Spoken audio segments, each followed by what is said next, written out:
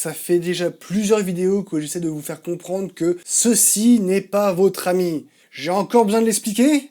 Bonjour à tous, c'est Deru et bienvenue pour une nouvelle vidéo. Les téléphones portables, les smartphones, qui n'ont de smart que la quantité de choses qu'ils peuvent faire, ne sont clairement pas les outils révolutionnaires et indispensables qu'ils ont été. Entre l'accès facile et non-stop aux réseaux sociaux, les formats courts de type TikTok qui aspirent votre temps et une partie de votre âme, dans le milieu on appelle ça un contre son camp ou une balle dans le pied, et même pour certains, l'usage régulier d'IA comme ChatGPT directement en vocal, on obtient des problèmes de concentration et de réflexion par soi-même sans se reporter à une IA ou à des inconnus sur internet. Et non, vous n'êtes pas TDAH, vous avez juste pris de mauvaises habitudes à cause de votre téléphone.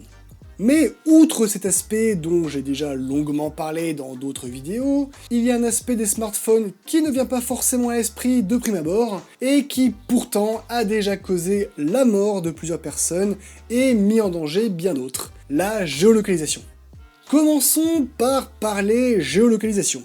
Il existe 3 types de géolocs utilisés par les smartphones, mais on n'en retiendra qu'un qui est le plus utilisé dans les situations que j'évoquerai après.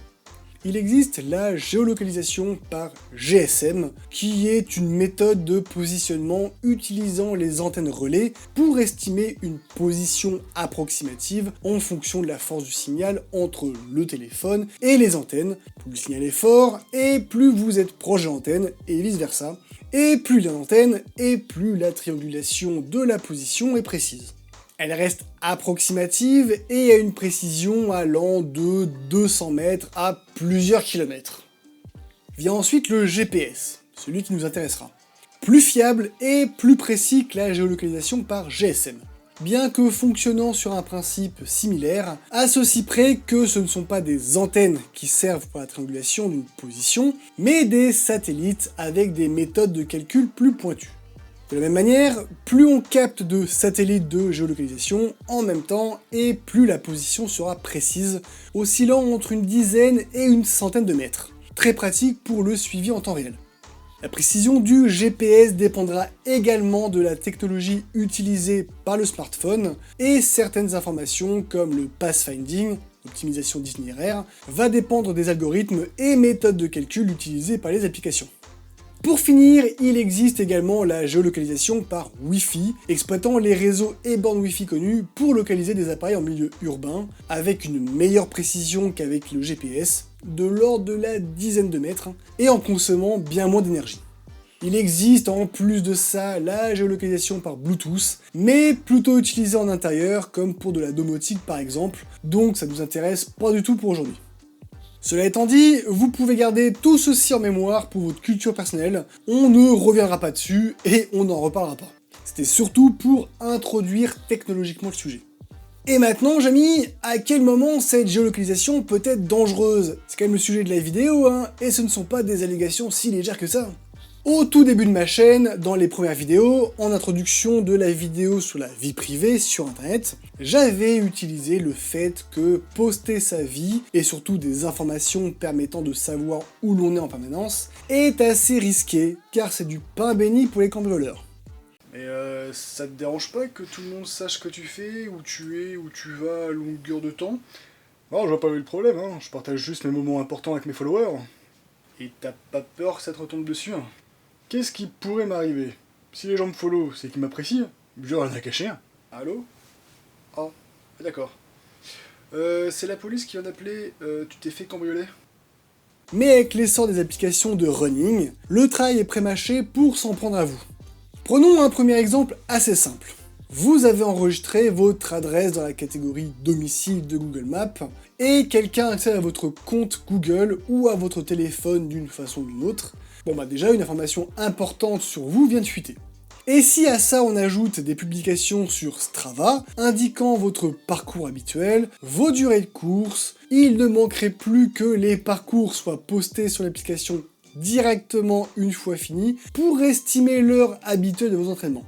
Et là, c'est cadeau pour les cambrioleurs. Encore eux. Adresse ou approximation de l'adresse, heure à laquelle vous partez, durée de l'absence, et même estimation du temps qu'il vous faudrait pour revenir si vous êtes averti d'une intrusion chez vous. Sans parler que, même sans connaître votre adresse exacte, il est assez facile avec de l'OSINT de retrouver un logement. C'est ce que j'ai fait juste avant d'emménager, juste avec une photo de l'extérieur de ma future habitation, j'ai réussi à la retrouver sur Maps en une dizaine de minutes. Mais qu'arriverait-il si des données de géolocalisation de personnalités publiques, de militaires, de gardes du corps et autres fuitaient? Ça serait très compromettant et très risqué, non? Eh bien, c'est ce qu'il se passe régulièrement avec Strava depuis 2018, et peut-être même avant. Des données de Strava de gendarmes, de policiers, de militaires et d'autres personnes ont déjà fuité ou sont accessibles directement sur l'application en suivant ces personnes, ce qui peut représenter une grave atteinte à la sécurité, puisque connaître des informations de localisation d'un garde du corps, c'est savoir où se situe la personne qu'il protège, et de même, connaître les habitudes d'entraînement d'un soldat en déploiement, c'est connaître l'endroit où il a été déployé, ses habitudes de vie, son rythme, etc.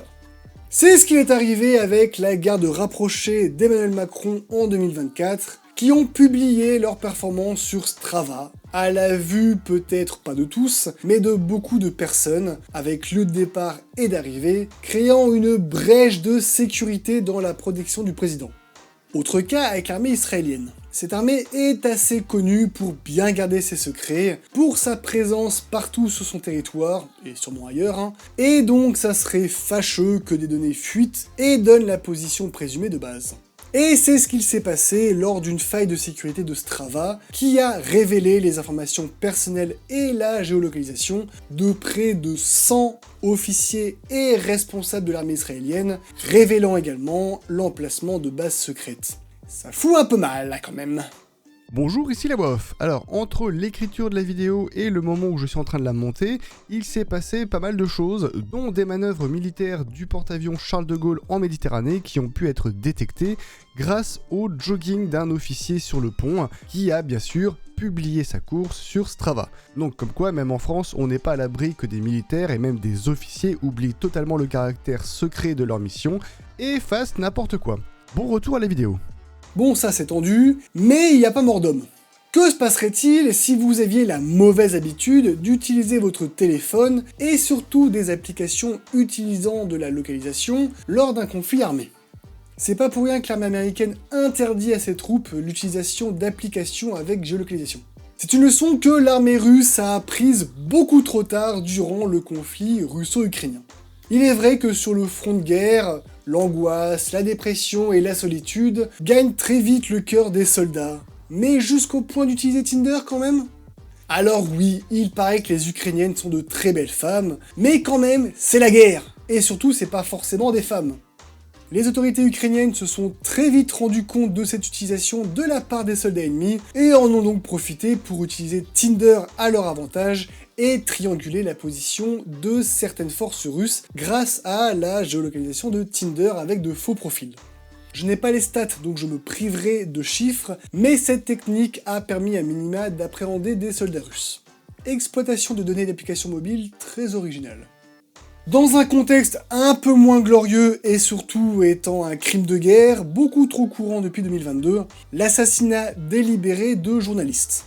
C'est sûr qu'en période de conflit intense, pas mal basé sur de la désinformation et de la propagande, on n'aime pas trop que des journalistes viennent farfouiller à la recherche de la vérité, ou au moins cherchent à communiquer sur les actions réelles des différents protagonistes. Cela pourrait modifier l'opinion publique, diminuer le soutien international, ou réduire la confiance du peuple dans ses dirigeants. Et c'est bien normal que la solution la plus simple pour empêcher les journalistes de faire leur travail, c'est de les éliminer. Quoi d'autre ? Calmez-vous, Jean Hubert, lâche ton clavier avant de m'accuser de pas respecter la liberté de la presse, c'est du sarcasme, C'est sûr que lorsque le monde, ou au moins plusieurs pays, ont leurs yeux rivés sur une flottille en route pour Gaza, c'est compliqué de les faire disparaître sans laisser de preuve de l'implication d'une force militaire. Donc on préfère faire pression et leur faire peur en tentant de les briser psychologiquement, mais lorsqu'il s'agit de journalistes que personne ne connaît, dont pas grand monde se soucie, c'est plus facile de faire passer leur disparition pour un accident. Et en plus, si on peut les suivre à la trace, c'est encore plus simple. Alors, ce que je vais décrire après est à prendre avec des pincettes, puisque je n'ai pas réussi à mettre la main sur l'article en question. En Ukraine, certains hôtels sont connus pour accueillir des journalistes voulant couvrir le conflit, et même s'il n'est pas possible pour les forces russes de savoir quand des journalistes y sont présents en temps normal, il y a bien une méthode qui aurait été fatale pour plusieurs d'entre eux.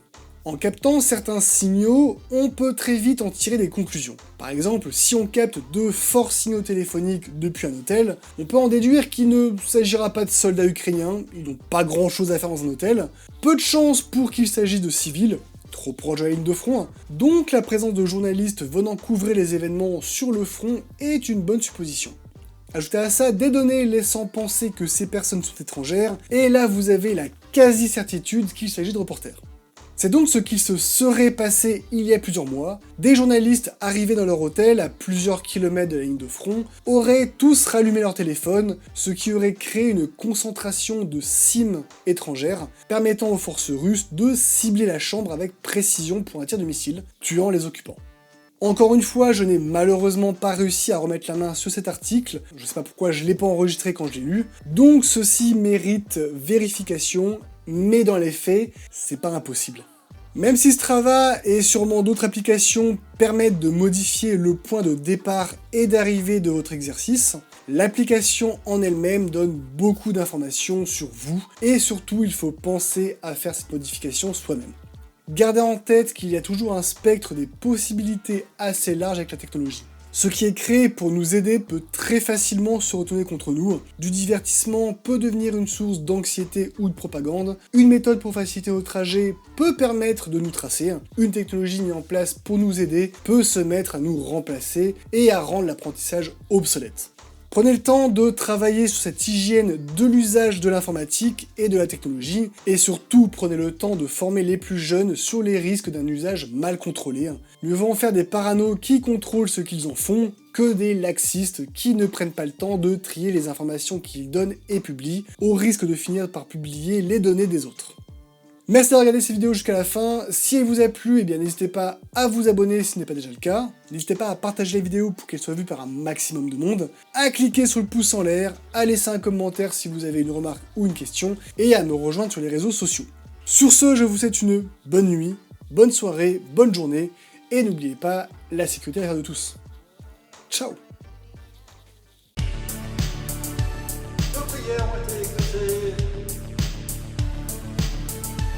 Insérer blague sur Apple ici. Blague sur Apple ici. Bon, c'est bon, ça va, on a compris. Cela étant dit, on va boire un coup.